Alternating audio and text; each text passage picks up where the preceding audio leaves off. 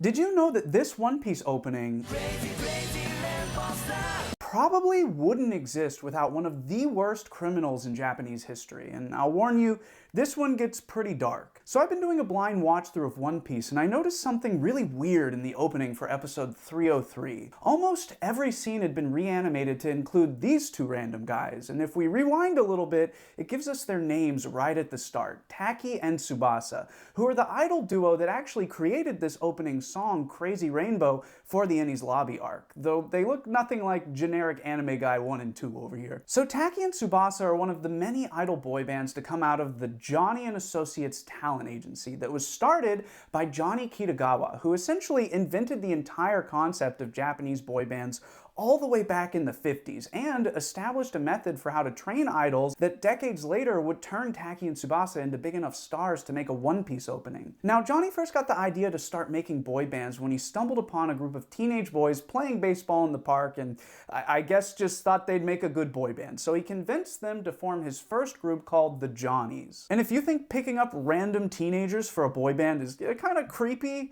it only gets worse from here. So as Johnny continued forming more boy bands, their massive success would eventually make him one of, if not the most powerful person in the Japanese entertainment industry. But while Johnny was rocketing his talents to stardom, he was also doing a lot more nefarious things with his talents. And the crazy part is that no one knew about it until years after his death, when the BBC released the documentary Predator: The Secret Scandal of J-Pop that revealed he had assaulted 478 young boys over more than 40 years, 150 of which were actually under contract with Johnny and Associates when they were assaulted, claiming that if they didn't give him what he wanted, he would just relegate them to being background dancers. Now, the reason the BBC broke this story before any of the Japanese news outlets was because they were simply too scared that Johnny would use his massive influence to retaliate, which he had a history of doing, because there actually was one news outlet, Shukan Bunshun, that did cover the accusations all the way back in 2002, and he sued them for defamation